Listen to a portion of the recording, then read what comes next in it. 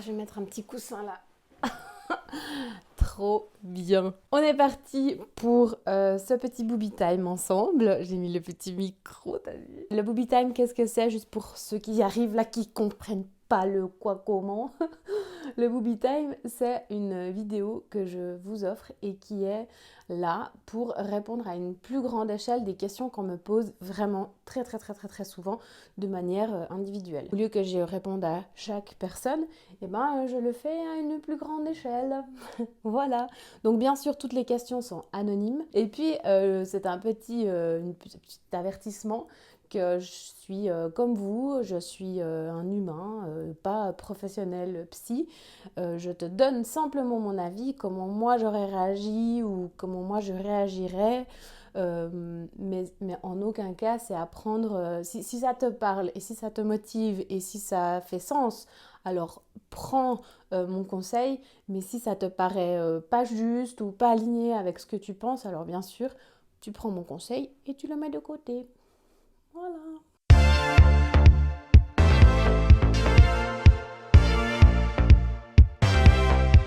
On va attaquer ces questions. J'ai déjà un peu zioté, j'ai pas été dans les détails.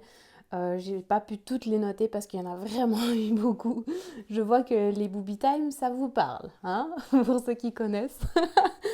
Si jamais le booby time, c'est pas un endroit où vous me posez des questions personnelles à moi, d'accord? Je suis là pour vous. Je suis votre domestique. Bon, alors, j'en ai pris un peu comme ça. J'ai vu qu'il y en a qui se ressemblent. On va y aller tout de suite. Question couple. Comment faites-vous avec plein d'enfants pour ne pas que la flamme ne s'amenuise? Donc, je ne vais pas te dire dans les détails comment nous on fait. Cependant, comment faire quand on a des enfants pour ne pas que la flamme s'éteigne de manière globale? C'est une très bonne question parce que c'est un très gros problème, effectivement. Mon conseil, en fait, et je crois que la question est revenue aussi un peu plus loin, c'est clair que la spontanéité, elle va, en tout cas au début, beaucoup disparaître. Désolée. Tu voulais que je te dise autre chose? Non. La spontanéité, tu sais, ah oui, on va faire la fête et puis on rentre et puis ça va être plus tout à fait comme ça. Effectivement, le côté spontané dans un couple, il en prend un coup. Je vais pas te mentir. Ensuite, mon conseil pour entretenir la flamme. Premièrement, c'est de toujours rigoler ensemble. Toujours. N'oublie jamais de rire. Du moment où tu es tout grinche tout le temps et puis que tu rigoles plus avec ton chéri ou ta chérie, c'est qu'il y a déjà un problème. C'est déjà là le problème. Tu dois pouvoir garder une complicité. Une complicité en faisant la cuisine ensemble, une complicité en faisant le ménage ensemble, des câlins durant la journée, des attouchements durant la journée. J'entends pas là forcément sexuel, mais vraiment se toucher, se toucher, s'embrasser, se dire des mots gentils, garder le respect. Et je sais que quand on est fatigué, c'est difficile de garder le respect et on a tendance à mal se parler. Et surtout quand c'est 2h du matin et puis que tu as un bébé qui pleure, ça devient difficile de maîtriser tes émotions et ta parole. Mais encore une fois, je te conseille vivement que même si tu es super énervé, contrôle tes paroles. N'insulte jamais. C'est horrible, il n'y a rien de pire, genre t'es un trou du... ou ça c'est non. Vraiment les insultes c'est non dans un couple, enfant ou pas enfant, j'aurais envie de te dire. Et essaye toujours de parler de tes émotions. Je sais que c'est compliqué, je dis pas que c'est facile, mais ça fait partie de garder cette complicité et puis l'énergie du couple que vous aviez avant de créer une famille. Donc l'humour, premier point, la rigolade, la complicité, la bonne entente, la bonne humeur, la joie de vivre, voilà, tout ça, il faut l'entretenir. Comment? C'est une très bonne question. La crèche, le boulot, les amis, etc. Et puis il y a tout un gouffre de gens et de trucs à faire autour de toi et que ça va très vite et que tu sens que la flamme du couple, là, elle s'effrite un peu. À toi, je l'ai déjà dit dans un autre Booby Time, à toi de mettre dans ton agenda le mois prochain, dans 2 mois, au mois de septembre, c'est égal, la date, elle va arriver, elle va arriver. Et tu mets ce rendez-vous à la même importance et tu priorises ce rendez-vous de la même façon que tu irais chez le pédiatre, chez le gynéco ou à un baptême. Quand quelqu'un se marie, par exemple, un pote se marie, tu vas tout faire pour assister à son mariage. Et ben là, c'est la même chose. Ton couple s'effrite un peu parce qu'il y a beaucoup à faire, les enfants et tout ça. Ça s'effrite un peu, tu sens que vous tirez un peu sur la corde, etc. Alors tu mets un rendez-vous, un week-end en amoureux. Si tu n'arrives pas encore à partir un week-end, eh ben, tu mets une journée. Ou un café. Mais avec une importance capitale, avec 5 K. L'idéal, bien sûr, c'est d'arriver à trouver ces petits moments de couple et d'intimité. La complicité, l'intimité, ça va ensemble. C'est d'arriver à trouver ces moments de couple de manière régulière et pas seulement une fois par an, pompe et lope, où on pense qu'on doit tout donner durant ce week-end. Non, c'est un bon début, mais vraiment ce que je te conseille, c'est d'avoir une espèce de routine où vous vous dites, bon, bah, le mardi soir, chez nous, le mardi soir, c'est le souper des amoureux, et puis on mange devant la télé ensemble, on met pas tout de suite la télé, on profite de discuter un peu sans avoir d'interférence, que ce soit d'enfants ou voilà, une certaine régularité dans le couple. Et cette complicité de ne pas oublier qu'avant d'être une famille, ben, vous étiez un couple. Et j'ai envie d'aller plus loin. On va pousser un peu le truc, c'est qu'avant que vous étiez un couple, eh ben, tu étais une personne. Mais je te jure, eh oui, une personne avec des besoins, une personne avec des activités, une personne avec un métier, une personne avec des amis, voilà. Essaye aussi de ne pas oublier cette personne que tu étais avant de devenir madame truc ou maman de. Tu es aussi toi-même. Et ça, souvent, on a peut-être tendance à le négliger en pensant oui, oui, c'est bon, tout tourne autour de moi, tout va bien. Mais finalement, toi, tu es la dernière personne qui passe après tout le monde. Et puis un jour, ben, t'en peux plus, puis tu pètes les câbles. Parce que tu as peut-être juste oublié de te dire ah ben en fait moi j'aimais bien faire de la peinture avant d'être madame de ou maman de. J'aimais bien la peinture. En fait ça fait 10 ans que j'ai plus retouché un pinceau par exemple. Et ben rien ne t'empêche de te dire une fois ben aujourd'hui je vais prendre congé pour faire de la peinture. Soit tu prends congé du job, soit tu places tes enfants pour t'occuper de toi. Je sais qu'il y a un côté très culpabilisant à faire ça. On se dit oh mais non je peux pas laisser mes enfants ou je m'occupe de moi-même au lieu de m'occuper de mes enfants. Tu verras que plus tu t'occupes de toi-même et plus tu es bien avec toi-même et plus tu seras une meilleure maman ou la femme de ou le mari de, s'il y a des hommes qui m'écoutent dans l'audience, mais je crois pas. S'il y a des hommes, manifestez-vous. Comme ça, je ferai plus l'effort de dire chaque fois il ou elle. Ok? N'oublie-toi pas.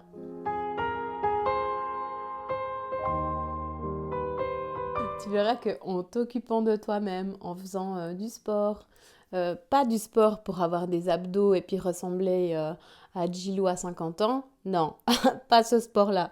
Non, le sport où tu évacues, ça peut être juste une marche dans la nature, ça peut être une séance de danse où tu fais ça à la maison chez toi, ça peut être aller courir avec ton chien, je te propose des trucs que moi je fais qui me font du bien, aller nager une fois tôt le matin ou au contraire tard le soir, voilà, mais juste le mouvement, c'est tellement, tellement, tellement important. Le jour où j'ai compris ça, ma vie, elle a pris une autre direction. Ouais, je te jure. Donc vraiment, ce mouvement qui signifie que ton corps est en action, que tes cellules, tu sais, les milliers de cellules qui composent ton corps, les cellules sont en action aussi. Et du coup, ça amène vraiment une énergie.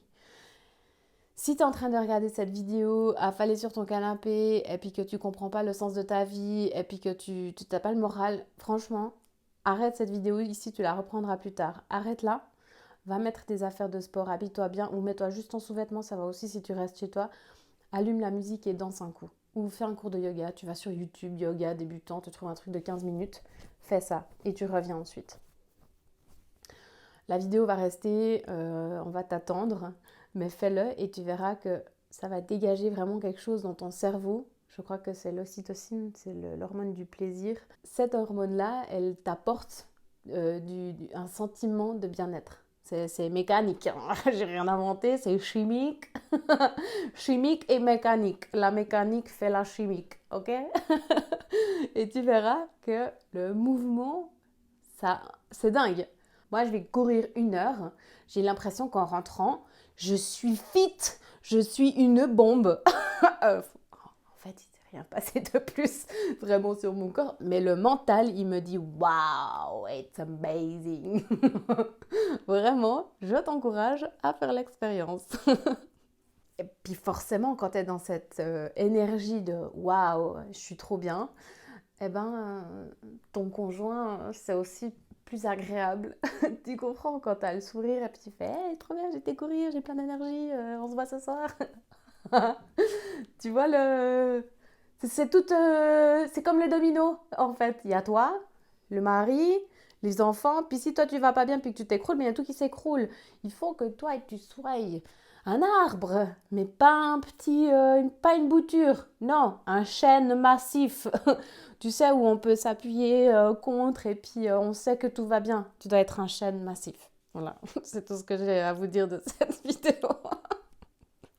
Ok, le challenge massif, mais ça veut dire aussi s'instruire, continuer à apprendre. Bah oui, même si tu as plus que 40 ans, c'est important, continuer à apprendre des choses, mais des choses que c'est plus comme à l'école où on te dit tu vas faire la tangente de l'hypoténuse de non. Aujourd'hui, tu as 40 ans ou plus ou moins, je ne sais pas quel âge tu as, mais tu peux te dire bah moi, j'aime bien, moi par exemple, parce que j'adore la mode. Je lis des livres sur Yves Saint Laurent, Dior, parce que c'est couturier, je les trouve inspirants et puis j'ai envie d'apprendre qui ils étaient, pourquoi on parle de eux encore des centaines d'années plus tard, c'est incroyable pour moi. Donc, mais j'ai le choix de faire ça, tu vois, il n'y a personne qui m'a dit vas-y, lis. Non, j'adore continuer à apprendre. J'ai acheté un livre sur comment faire des vidéos, le contraste, le contre-plan, le plan, comment faire une storyboard. Voilà, instruis-toi, continue à apprendre. Et ça nourrit ton cerveau. Vois-le pas comme ah, je dois encore faire ça. Non, c'est non. Toi, tu es active de ta vie. C'est toi l'actrice de ta vie. C'est pas ah, je subis ma vie. C'est non. C'est toi qui es actrice, acteur de ta vie. C'est toi qui décides pour toi-même. C'est pas je me suis imposée. C'est toi qui décides. Tu as décidé de faire des enfants. Tu as décidé ce métier. Si ce métier te plaît pas, tu changes. Mais t'arrêtes de dire ah mes collègues, ah mon salaire. Non, c'est non quoi. C'est non. Je suis pas d'accord avec ce comportement. Je suis pas d'accord avec ce comportement. Je peux paraître peut-être un peu cash et sèche, mais c'est toi le centre de ta vie et c'est toi depuis là la tour de contrôle qui décide. On fait ça, on fait ça, on fait ça. Mais la tour de contrôle, elle a aussi besoin de pause. Bonjour, la petite marche en forêt. La tour de contrôle, elle a aussi besoin de la pause. La tour de contrôle, elle a besoin d'apprendre parce que sinon elle se fait chier.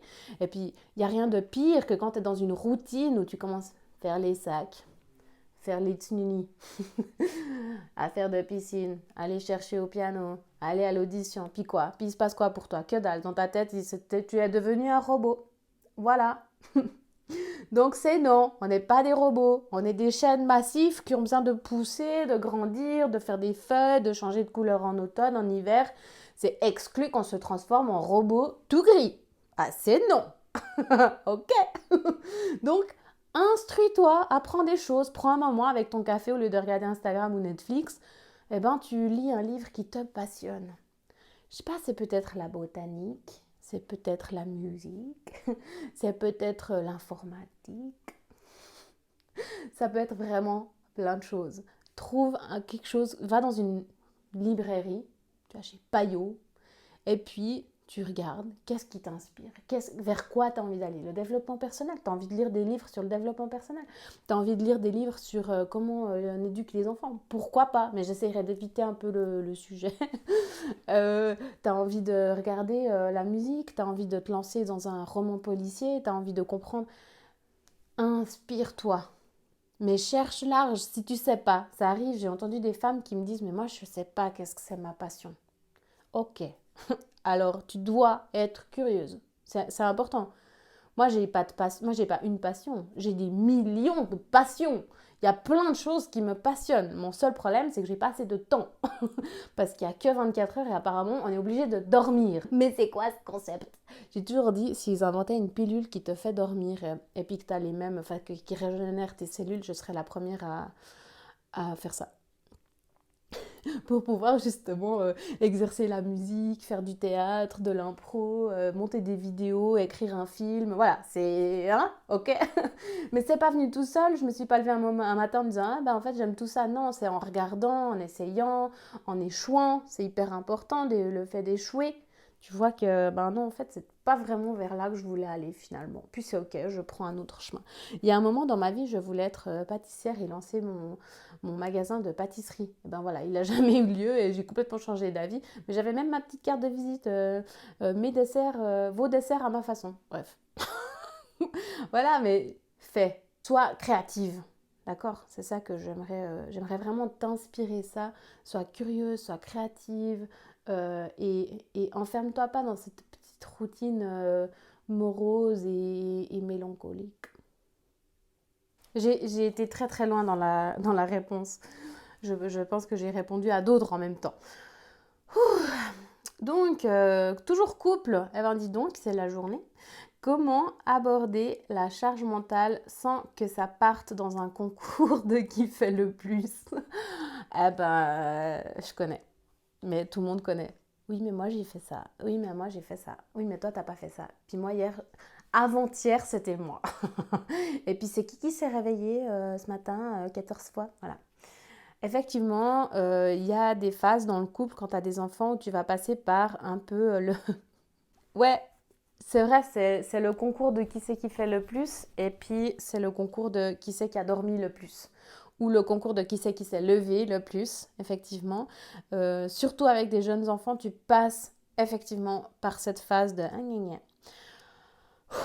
Respire un grand coup, c'est normal, d'accord? Déjà, te dire c'est normal, mais ça va passer.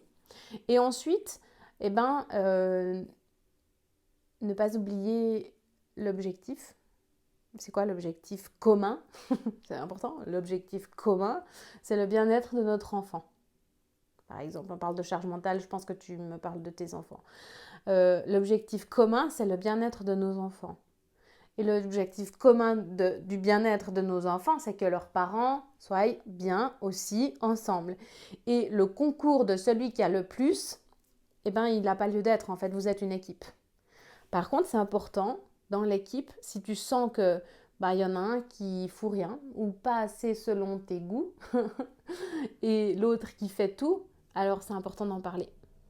Vraiment. Et la communication, les gars. Je crois que je pourrais vraiment faire une vidéo sur la communication, mais combien on parle mal. Mais là, je te parle pas d'insultes, ni de ni d'arrogance, ni d'agressivité. Non, je te parle mal parce que moi, Karine, mettons je suis Karine, je parle à Noémie, mais moi, Karine, je dis la voiture est verte, mais Noémie, en fait, elle a compris la voiture est verte. Mais moi, j'ai pas du tout dit ça, mais elle a compris ça. Communication. Donc là, c'est important de dire que Noémie qui comprend la voiture est verte, bah en fait, elle me dit mais pourquoi tu dis la voiture est verte? Et moi, Karine, je dis mais non, pas du tout, je dis juste que la voiture, elle est verte. Ah, mais je dis qu'elle est verte, mais parce qu'elle est verte. Je le ressens comme ça. Et Noémie, elle fait ah, mais en fait, tu voulais pas dire la voiture est verte. J'ai dit non, pas du tout. Moi, je voulais juste dire la voiture est verte. Et Noémie dit ah, d'accord, donc la voiture est verte.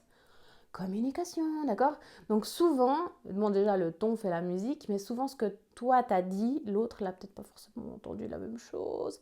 Et nous les femmes, on a un énorme problème, c'est qu'on pense que l'autre pense. Eh ben non. Merde. Non, non. Eh ben non. Ça marche pas comme ça. Combien de fois mon mari m'a dit, mais je ne suis pas dans ta tête. Puis moi, je lui dis oui, mais ça paraît logique. Et lui, il me dit ben non. Puis moi, je dis ben oui. Hein, non, c'est pas logique pour lui. Parce qu'il a une autre perception de la vie que la mienne à ce moment-là, dans cette situation. À moi de l'exprimer de manière cordiale et surtout très claire. Hein. J'aimerais, est-ce que c'est possible? J'aimerais que tu appelles le garage pour changer les pneus. Je dis n'importe quoi. C'est pas, ben oui, c'est logique, c'est l'été, et puis c'est toujours toi qui fais le garage.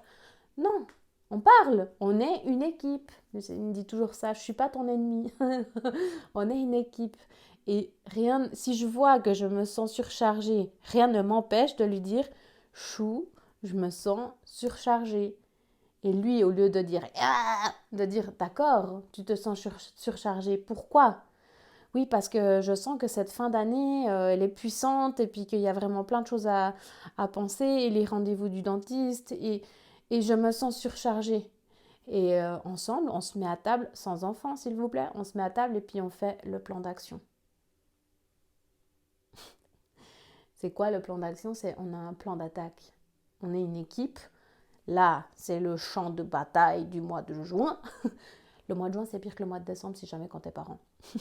On a une bataille et on a une bataille à livrer ensemble. C'est pas on est des ennemis dans la bataille. C'est pas possible, ça mène au divorce. On est une équipe, il y a une bataille, on va la faire ensemble. On s'est choisi mutuellement pour faire cette bataille ensemble. Ces enfants, on les a fait ensemble.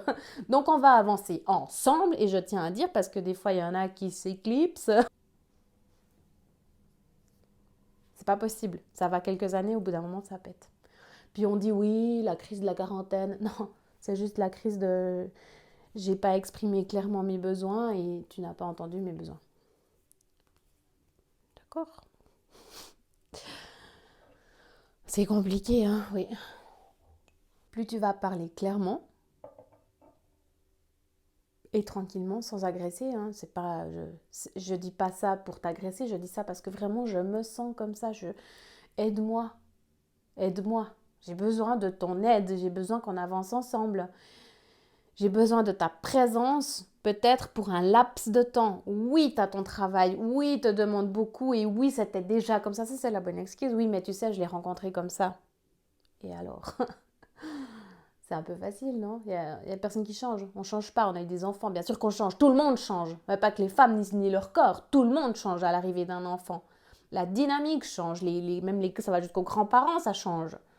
Donc, non, tu me dis pas, oui, c'était comme ça, tu m'as connu comme ça, c'est pas une surprise. Non, effectivement, c'est pas une surprise, mais s'il te plaît, j'ai besoin de toi. D'accord. Donc, oublie pas, je pense que vraiment par rapport à cette question de couple et de charge mentale, de qui fait plus, parler. Parler. Parce que le t'as de nouveau pas fait. Ouais, eh ben, agression, énervement, voilà, ça mène à rien du tout.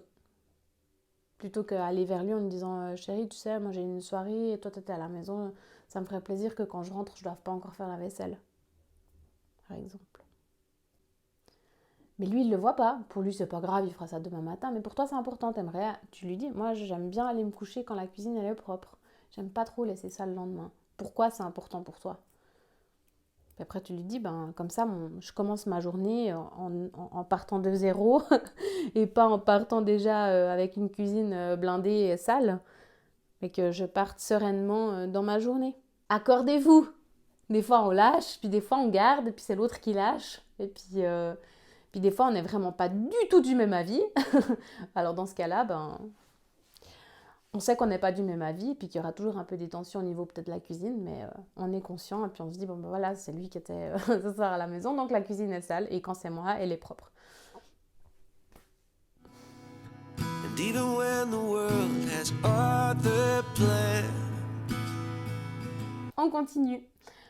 Coucou Karine, après 4 ans d'attente et un parcours PMA pour ma fille, cela fait 1 an que nous essayons d'agrandir la famille, mais sans succès. Prenons de l'âge, je pense que nous allons arrêter les essais pour un deuxième enfant, mais cela me fend le cœur. Ce n'est pas ce que je souhaitais pour ma fille.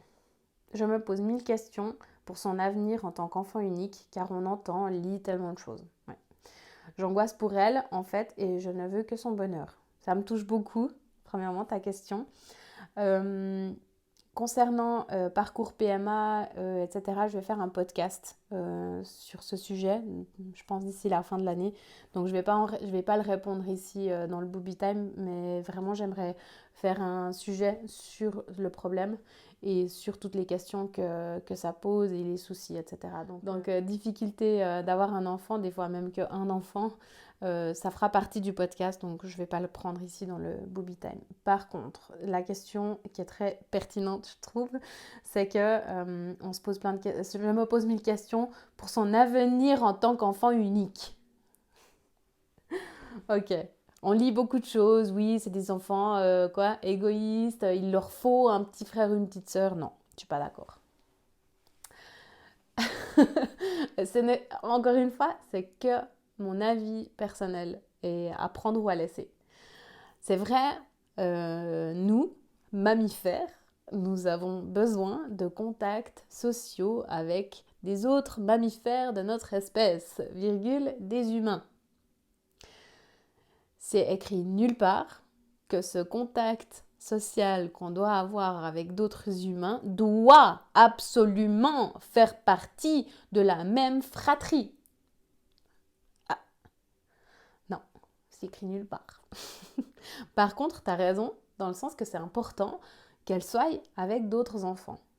Là, tu as raison. Là, je te rejoins et je comprends ta crainte que tu poses des soucis par rapport à cette interaction sociale avec d'autres enfants. Dans ce cas-là, ce que je peux te conseiller, c'est premièrement, tu te relaxes. Respiration. Ok, respire. Tranquille. C'est fait. Deuxièmement, si tu as peur qu'elle n'ait pas assez de contacts sociaux, rien ne t'empêche de la mettre dans des groupes, de la mettre à la crèche. Ensuite, il y aura l'école où il y aura une tonne de contacts sociaux. Elle a peut-être des cousins. Alors, brasse-la en fait avec d'autres enfants. Prends des enfants aussi chez toi à la maison des autres. Les parents seront très contents. Prends d'autres enfants. Ouais, on fait un mitaxtisch. On fait je prends des enfants à midi pour manger chez moi, par exemple. Et puis ensuite, quand tu ranges ta cuisine, ils vont jouer ensemble avant de repartir à l'école. Prends des enfants chez toi. Ceux du quartier, ceux de l'école. Amène ta fille chez d'autres enfants. Et ainsi, elle répondra à la demande d'avoir des contacts sociaux avec des mammifères de la même espèce. Ce sera peut-être un peu différent qu'avoir effectivement un frère, une sœur qui te tape dessus toute la journée. Mais en aucun cas, ça va être une défaveur pour son avenir. Jamais. Tu veux son bonheur, c'est normal, t'es sa maman. Tous les parents ne veulent que le bonheur de leurs enfants. Si ça se passe pas par un petit frère ou une petite sœur, on cherche le contact ailleurs. C'est pas grave, ne stresse pas. C'était quoi mon point numéro 1 ? Relax. Je pense que dans le message que tu m'as écrit, il y a vraiment 2 choses à différencier. C'est à mon avis ton chagrin et ta peine à ne pas réussir à créer un deuxième être humain. C'est une grosse boule à démêler. Peut-être prends vraiment du temps pour ça, pour cette tristesse, peut-être cette colère, cette déception vis-à-vis de toi ou de ton chéri. La frustration. Je te dis, c'est une grosse boule à démêler, mais là, réfléchis vraiment bien à séparer les 2 choses. Vous n'aurez pas un deuxième enfant, donc c'est un deuil à faire sur un projet que vous aviez et une volonté, et voilà, c'est un projet à faire le deuil. Et ta crainte d'avoir une fille unique. Et là, j'espère que j'ai vraiment pu répondre à cette question de crainte et te rassurer en te disant qu'il existe vraiment des solutions pour ça. Là, j'ai une très très très très longue question. On va partir dans le domaine professionnel. Salut! Concernant ta Booby Time, ta proposition tombe à pic. Bon, tant mieux. Je ne décroche pas de poste fixe. Je m'explique. Il y a 10 ans, nous rentrons en Valais avec notre bébé auprès de nos familles. J'ai postulé à plusieurs endroits et cela pendant longtemps. Le résultat était des refus ou des postes de remplaçants. Après la naissance de la 3e, j'ai décidé de tout arrêter car la situation me démoralisait. Pas de contrat fixe à me proposer, mais toujours OK pour que je continue à remplacer. Je ne connais pas l'endroit où travaille cette personne. La dernière ayant maintenant 5 ans, je décide de reprendre le chemin du travail. L'opportunité s'offre à moi en tant que remplaçante. J'accepte car après plusieurs années sans travailler, on ne va pas faire la difficile. Octobre, un autre poste m'est proposé remplaçant toujours et j'accepte. Je cumule 2 jobs avec 3 enfants. Pour le deuxième poste, c'est exactement dans mon domaine et j'avais été claire que je vise un poste fixe pour une stabilité. En février, je reçois un email. Eh ben, c'est le roman, quoi. En février, je reçois un email pour que je puisse postuler suite à l'annonce mise au concours dans les journaux. Je saute sur l'occasion, très bien. Et hier, en mai, après 3 mois, on me convoque. Entre deux, j'avais écrit un email pour prendre des nouvelles et pas reçu de réponse. Pas bien. On m'annonce qu'ils ont dû faire un choix et ils ont pris un homme pour remplacer l'homme qui a été licencié. Ouais. Soit, je peux comprendre pour l'équilibre de l'équipe, mais je suis tellement déçue car le même schéma d'il y a 10 ans se réinstalle. Ok, pour être bouche-trou, quoi. Tu l'as écrit pour être bouche-trou. Enfin, je me retrouve sans poste fixe. Je recherche pour avoir une stabilité et un salaire. Je ne me retrouve pas dans ce statut de remplaçante. J'aimerais faire partie d'une équipe, me sentir ancrée. Désolée du pavé et des fautes. Ok. Premièrement, ce que je te conseille, toujours, et c'est valable pour plein de choses dans la vie, c'est si tu reçois un refus, pose la question pourquoi. Demande un feedback clair, transparent, authentique. Tu dis c'est ok, il n'y a pas de problème, je vais continuer en tant que remplaçante. Mais j'aimerais savoir pourquoi vous ne me prenez pas en tant que fixe. Qu'est-ce qui fait que je suis remplaçante et pas engagée avec un CDI? Premièrement, la question peut-être un peu bête, mais pose-toi la question. Pose-leur la question. Pourquoi je ne suis pas dans un poste fixe? Par rapport au fait que ça fait 10 ans et que tu te démoralises, que tu te retrouves de nouveau dans les mêmes tranchées, j'ai peut-être envie de te pousser un peu plus loin en disant est-ce que c'est vraiment ça que tu aimes faire? Est-ce que tu penses que c'est vraiment le job qui te satisfait, que tu adores, où tu te lèves le matin, où tu te dis yes, on est lundi, j'attends plus d'aller bosser? Peut-être à te poser la question, est-ce qu'il serait peut-être temps d'une reconversion professionnelle? Est-ce que tu t'aimerais pas voir un peu autre chose, faire autre chose différemment? Et cette sensation désagréable d'être le bouche-trou, euh, est-ce que, est-ce que d'un côté tu acceptes d'avoir cette place? Est-ce que tu pourrais dire non, je veux pas être remplaçante, je veux un poste? Et puis là, je vais peut-être partir un peu dans la spiritualité. Mais peu importe, je vais quand même le dire parce que j'y crois vraiment profondément. Le manifeste, qu'est-ce que tu veux? Moi, je manifeste ce que je veux. Des fois, c'est un peu fou, mais quand ça arrive, je me dis waouh, c'est arrivé parce que je l'ai pensé très très fort, je l'ai manifesté.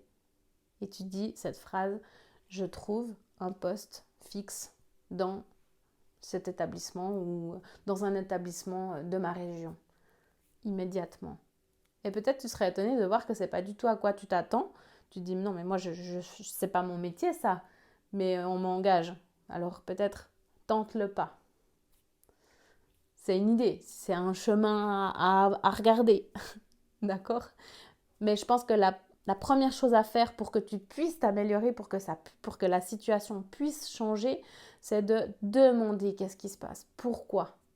Ok, ils ont pris un homme parce qu'ils ne voulaient pas remplacer. Ok. Mais pourquoi est-ce qu'on ne t'engage pas fixe? Est-ce que peut-être le domaine est bouché et on ne peut plus engager des fixes et que ça devient quelque chose de remplacement pour tout le monde? Je ne sais pas. Creuse un peu là-dedans. Tu viendras me redire, d'accord? Booby time! Ah coucou! Ah coucou! Je viens écrire mon pavé là, c'est plus simple. Vas-y, fais péter le pavé. Cette année 2023 me paraît très indisciplinée. J'ai envie de faire plein de choses et j'ai un gros manque de temps. Et surtout, si le compte en banque débordait, ce serait plus simple. Comme tout le monde. Mais j'ai envie de me lancer dans plusieurs formations. Très très très très bien, bravo. Autant du côté de la spiritualité, oui très bien, médium, pourquoi pas. Et aussi du côté de mon projet de reconversion. Des bains enveloppés pour bébés. C'est chou. J'ai l'impression que je vais dans tous les sens et rien n'avance et à côté, j'aimerais être une maman moins à cheval sur mes enfants. Tu fais du cheval sur tes enfants. C'est compliqué, c'est des crises pour tout et rien. Il répond, il hurle. Ok, mais ça c'est normal. C'est pas par rapport à ta situation, c'est un enfant. Ce n'est pas un petit adulte. On a des fois tendance à penser que les enfants sont des petits adultes et qu'ils devraient réagir comme nous. Non, c'est non. C'est des enfants, ils font des crises, c'est normal, indépendamment de tout ce qui se passe à côté. Et ça me fout les nerfs clairement quand j'ai une journée de congé et que ça a été conflit sur conflit. Oui, c'est normal, c'est la vie de parent. Je suis vidée et la petite de 3 ans commence à imiter. Eh oui, nous sommes l'exemple de nos enfants. Ça va la pression? Non, super. Ouais. Et bien sûr, quand mon mari arrive, je suis moins fraîche et dispo qu'il aimerait. Bah ouais, t'as pas eu le temps de te ressourcer. Du coup, entre nous, c'est un peu plat. Ok, alors il faut que tu mettes des priorités. C'est quoi ta priorité? C'est tes formations? C'est ton mari? Moi, je te dirais, si tu veux vraiment mon avis, parce que tu me l'as demandé en plus, je favoriserais d'abord l'entente du couple. Parce que, oublie pas, c'est ton allié, c'est pas ton ennemi, c'est ton copain, c'est ton chéri, il est là, vous avancez ensemble. Donc, fais que ce bloc-là, toi et lui, c'est béton. Donc pour ça, peut-être dans un petit laps de temps, il faudra mettre un peu plus d'énergie là-dedans en disant, bon, aujourd'hui, je pense à rien d'autre que notre rendez-vous de ce soir. Et tu te mets en condition. Tu le dragues un peu, tu lui envoies des messages. Hein? C'est ton projet, c'est lui et toi.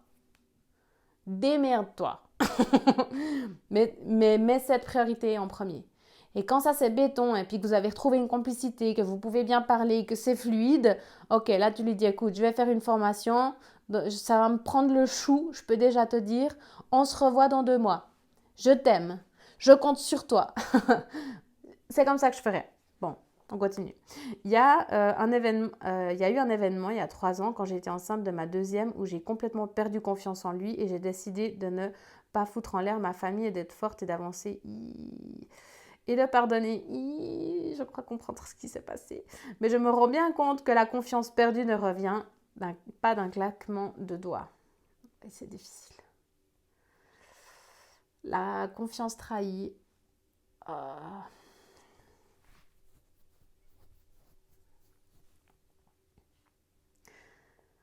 Alors, juste une petite parenthèse là-dessus. La confiance trahie, ça revient pas. Non, effectivement, c'est difficile. Cependant, du moment où tu lui dis je te pardonne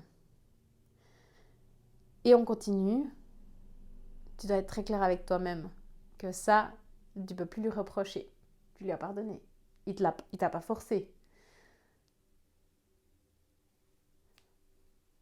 Donc assume ton pardon. Ça, c'est ton travail à toi. Vraiment. De dire, ok, là, gros job, quoi. Gros job, il faut que je lâche. Ça, je lâche. C'est passé, c'est derrière. Maintenant, on est là. Instant présent, focus, mindset, instant présent.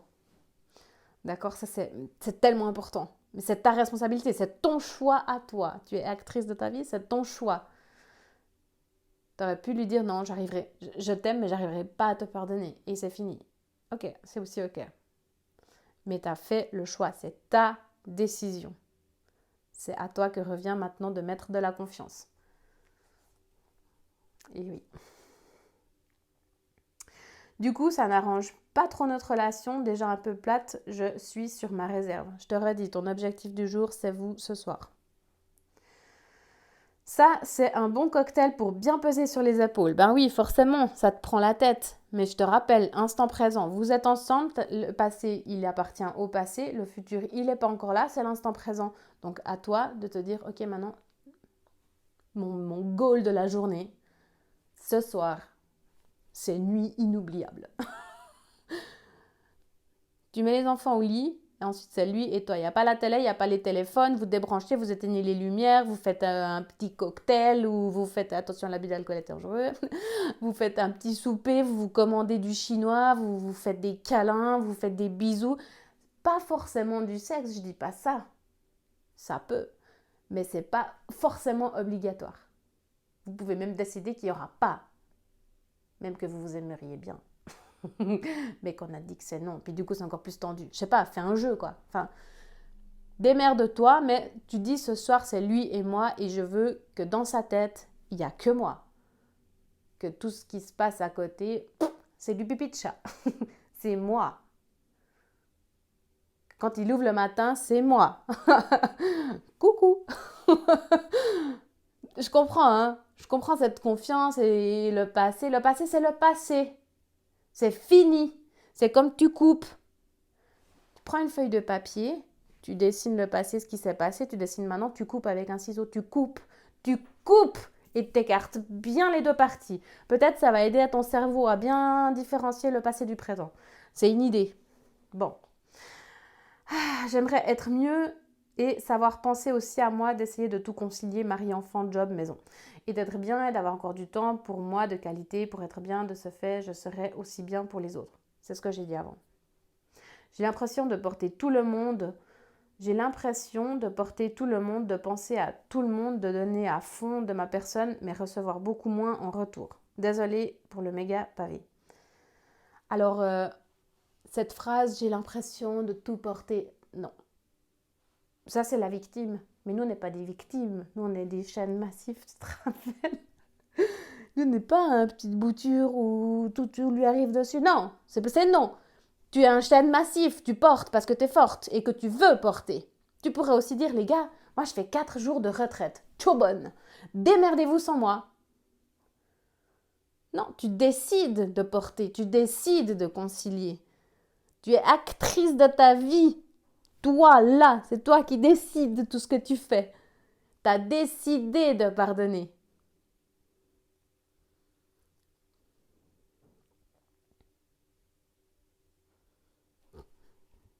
Tu es un chêne massif. Mais un chêne massif exotique. Pas comme tous les autres chênes massifs. Non, toi, tu es unique. Puis il faut bien qu'il se rende compte de ça, le chou, là. Hein. Hey, regarde-moi dans les yeux, là. C'est moi et toi. Et tout le reste, on s'en fout. T'es pas une victime. T'es une actrice. Une star. C'est quoi que tu fais ce soir? D'accord. Ok, merci. Hello. Hello. Voilà, je t'écris ici car tout d'abord, je t'admire beaucoup. Merci, mais il n'y a pas de quoi. J'ai beaucoup de peine à accepter mon corps après ma 3e grossesse et je culpabilise aussi beaucoup car ma 2e a des problèmes pour être propre. Je n'arrive pas à lâcher prise. On a été voir kiné, ostéo, PAB, chromothérapie. Elle va commencer l'école en septembre et le fait qu'elle soit pas propre me met une pression. Je comprends. J'ai l'impression que c'est dû à l'arrivée de sa sœur, elle a régressé. Alors il y a 3 questions dans ton message. Le premier, c'est tu n'aimes pas ton corps après la grossesse. J'ai répondu à ça vraiment très en profondeur, sauf erreur, dans le 2e Booby Time. Je t'invite à aller regarder, peut-être je ne vais pas de nouveau m'exposer. Mais en gros, ton corps, il change. C'est inévitable. Mais le tien, celui de ton mari, celui de ta sœur, celui de tes enfants, nos corps changent. C'est normal. C'est des cellules qui vont vieillir. Un jour, on va mourir. J'ai spoilé un truc. Hein? Quoi? Tu savais pas? C'est normal qu'un corps y change. Et une grossesse, ça le fait changer. Tout comme une maladie, ou une dépression, ou des implants. Ça change. C'est la vie. Ton corps, il change. Le mien, il a changé, hein. Complètement. Mais des choses absurdes. J'ai pris une pointure de taille de pied quand même. C'est normal que ton corps, il change. Un jour, tu auras des rides. Et peut-être de l'incontinence. Tu sais, quand t'éternues, tu fermes les jambes. Voilà, c'est normal. Donc déjà, tu dramatises le truc. Non, tu n'auras plus jamais le corps que tu avais à 20 ans. Mais finalement, il me semble que c'est pour la bonne cause. Il me semble que tu les as voulus, ces enfants. Ça fait partie du pack, du packaging. Et si vraiment il ne t'aime pas ton corps, qu'est-ce qui t'empêche de sortir, de bouger, de faire du sport, de réadapter ta nourriture, ton apport l'import, l'export. Donc l'import, on maîtrise, qu'est-ce que j'ingurgite, pourquoi, comment, à quelle heure, etc. Et qu'est-ce que j'exporte en faisant du sport, en bougeant. Je te redis, hein, pas pour ressembler à Gilo, non, ça c'est... Non, juste pour se sentir canon. Donc ton corps, il a changé. Et je le redis, parce que c'est important, pour moi, le conseil en image, il est clairement là pour ça. Je suis là aussi pour ça, pour te dire, regarde, ton corps, il est comme ça aujourd'hui. Je dis toujours, il n'y a pas de faux corps, il n'y a que des faux habits. Il faut juste que tu apprennes à te mettre différemment en valeur que quand tu avais 20 ans. Moi, je ne m'habille pas du tout la même chose aujourd'hui que quand j'avais 20 ans. Mais je ne m'exprime pas non plus la même chose que quand j'avais 20 ans. Je ne bouge pas la même chose que quand j'avais 20 ans. Ensuite, je vais avancer un peu parce que l'heure, elle avance. Donc, je suis là si jamais pour le conseil en image. Et si jamais c'est normal que ton corps a changé. Moi aussi, il a changé. Et il va continuer de changer, même si j'ai plus de grossesse. Ensuite, je culpabilise aussi beaucoup car ma deuxième a des problèmes pour être propre. Mais, comme j'ai dit avant,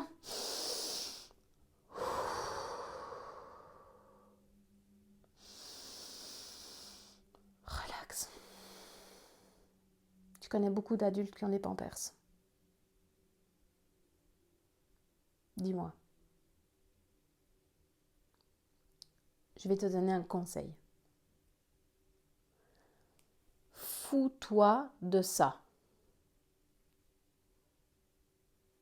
Point. Elle sent la pression de malade que tu lui mets. Ah, vas-y, enlève ton pampers, fais pipi, fais pipi, fais pipi. Elle sent, ça la stresse. Sa vessie, elle dit, oh les gars, ah, non, lâche-lui la grappe.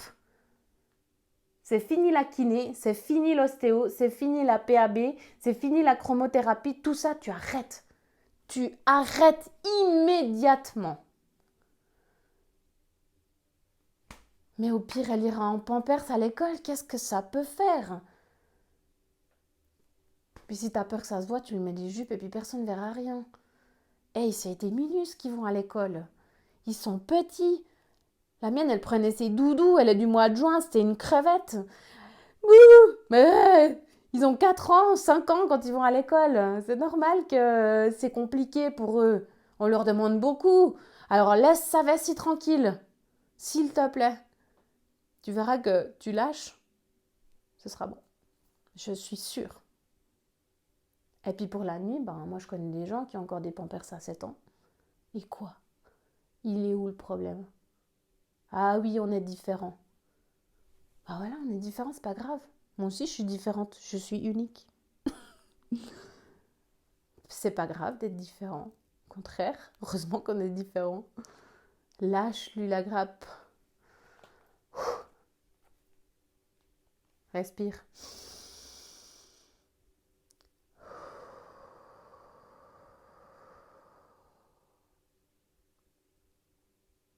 Et pour ta troisième question, tu penses qu'elle a régressé par rapport à l'arrivée de sa sœur? Je confirme, tous mes enfants ont eu une phase de régression quand un membre de la famille est arrivé. C'est normal, ça dure un petit moment, mais ensuite c'est un peu genre reculer pour mieux sauter. C'est aussi ce que j'ai constaté, c'est que oh, mais ça tu savais faire. Mais c'est quoi cette histoire? Quoi, tu sais plus faire ça? Alors que tu savais très bien. Puis oui, effectivement, il y a l'arrivée d'une petite sœur ou d'un petit frère. Et tout à coup, pouf, ils font un immense pas en avant et puis tu fais waouh, il a grandi, c'est incroyable, j'ai rien vu passer, il a fait un monstre saut en avant ou plus haut, ou simplement il a évolué, il a grandi. Voilà, le reculer oui, mais pour mieux sauter. Ah coucou, acceptation de mon nouveau corps après une grossesse ce qui cause aussi des problèmes dans ma vie de femme avec mon conjoint. Je ne me sens pas bien, pas belle, du coup beaucoup de difficultés à retrouver une vie sexuelle épanouie. Je l'ai répondu déjà avant, si on veut parler encore de la sexualité.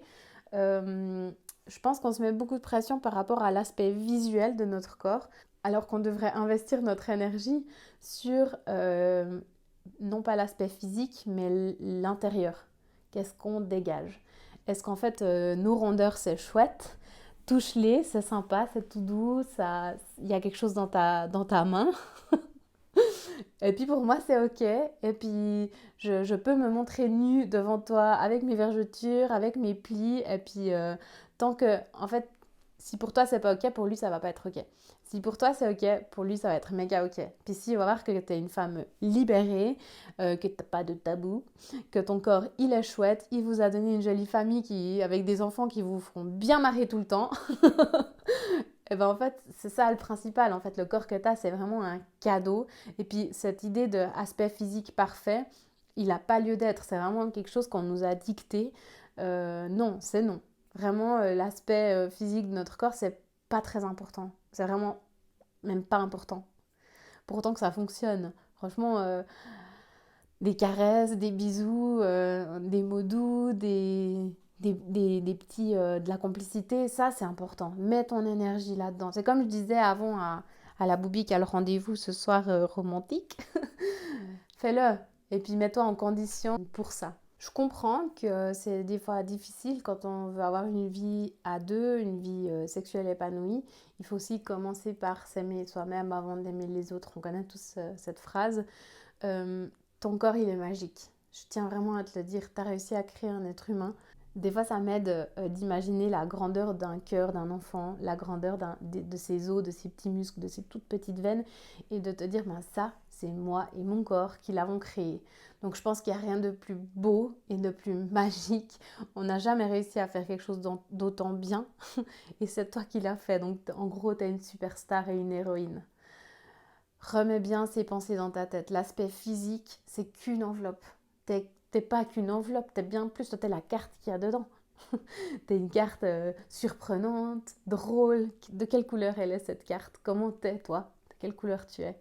Et puis ton enveloppe, c'est vraiment un détail. Donc, relativise. Encore une fois, c'est quoi le conseil que j'ai donné? On respire, on se calme, on dédramatise, tout ça, c'est du vent. C'est pas un problème. Je l'ai déjà dit plusieurs fois sur Insta. Ton corps, c'est pas un problème, c'est un cadeau. Et si aujourd'hui il a changé, c'est normal. C'est normal. Le corps de ton chéri, il change aussi, hein, juste pour peut-être remettre l'église au milieu du village. Lui aussi, les cheveux, le ventre, un peu flasque, c'est pas grave, c'est qu'une enveloppe. Rappelle-toi, qu'est-ce qu'il y a à l'intérieur de cette enveloppe? Une personne surprenante, drôle, que tu aimes. Eh bien, c'est la même chose. Et parle-lui. Peut-être qu'en fait, il n'y a que toi dans le délire du manque de confiance par rapport à ton corps, que lui, il adore ses nouveaux volumes, et puis ses plis, et puis ses changements de texture. D'accord? Ma chef m'a dit que je suis trop gentille et que les gens se font bouffer. Elle pense que les gens aiment les méchants. Du coup, si tu es gentille et qu'une fois tu dis non, tu passes pour une méchante. Et si tu es méchante et que tu dis oui, on pense que tu es trop gentille. C'est complètement fou. J'ai de la peine à devoir choisir un camp. Est-ce que respecter nos propres besoins fait de nous quelqu'un de mauvais? Jusqu'à quel point on peut dire oui ou non? Est-ce qu'on doit dire oui dans un cadre de travail? Est-ce que dire non veut forcément dire qu'on ne respecte pas les autres? Et pourquoi les gens le prennent mal lorsqu'on dit non? Ok, je comprends. Je pense que le principal dans cette histoire, c'est de respecter tes valeurs. Si pour toi c'est ok de dire oui tout le temps et que c'est vraiment ok et pas que tu prennes une surcharge de travail et puis que tu te sentes pas bien et que tu finisses par un burn-out parce que tu n'as pas posé tes limites, dans ce cas-là, si tu dis oui, c'est ok. Mais si tu dis oui et que ça va pas, dans ce cas-là, c'est pas ok. Il faut savoir dire non. Savoir dire non, ça s'apprend. C'est compliqué des fois parce qu'on doit apprendre à s'imposer. Euh, et je sais qu'en s'imposant, on a peur de faire du mal à d'autres en mettant nos propres limites. Mais je pense que la phrase je le fais pas contre toi, je le fais pour moi peut vraiment t'aider. J'ai fait un post sur Instagram là-dessus. Je te dis non, c'est pas contre toi, c'est pour moi. Je mets ma limite. Tu peux même le dire, le verbaliser par rapport à cette personne. S'il y a non, de lui dire, tu sais, je te dis non, mais c'est pas contre toi, c'est pour moi parce que je sens que ça va être une surcharge de travail et que je ne vais pas me sentir à l'aise et du coup ne pas être productive. Donc il n'y a pas vraiment de règles, tu dois poser toi-même tes propres limites, apprendre à te connaître et ça c'est un gros travail d'introspection personnelle. Là je pense un bon psy, ça va la faire. Je te dis pas d'aller chez le psy, mais cette idée d'apprendre à se connaître et savoir poser ses limites. C'est super important. Les petits boobis, je vais m'arrêter ici. Je sais que j'ai pas répondu à toutes vos questions. Je suis désolée. On refera un booby time, c'est promis. Je sais que vous aimez beaucoup ce genre de vidéos. C'est aussi des vidéos très très longues et qui me prennent beaucoup de temps. Mais j'ai un immense plaisir à pouvoir vous répondre. Peut-être des fois ça peut un peu choquer, mais c'est aussi le but, je crois, c'est de on essaye de penser différemment. On reprend possession de notre chaîne massif. Et puis on apprend à réfléchir d'une autre manière, peut-être des fois de se mettre dans la place de l'autre, changer nos lunettes, de prendre celles du voisin, je ne sais pas si tu comprends ce que je veux dire, mais changer de perspective en fait, c'est ça. Il y a un problème, nous on le voit depuis là, mais en fait on pourrait essayer de le voir d'un autre côté et peut-être on aurait la solution si on va l'aborder d'une autre façon. C'est ça que j'ai envie de te dire. Oublie pas vraiment l'essentiel, oublie pas de réfléchir et pas juste de baigner dans une routine, de réfléchir, d'être créative. Ça demande un petit exercice mental, mais ça vaut tellement la peine. Donc je t'encourage à rester vraiment créative et de réfléchir sur qu'est-ce qui est vraiment important. Est-ce que c'est mon corps? Est-ce que c'est mes enfants, ma famille, le temps qu'on passe ensemble, les câlins, les moments de rire, les moments de complicité, les souvenirs concrets, les photos que j'ai prises et que j'ai plaisir à regarder? Qu'est-ce qui est vraiment important, d'accord? Et le corps, c'est pas un problème. Je redis encore une fois. Je vous fais des tonnes d'énormes gros bisous et puis je vous dis à bientôt.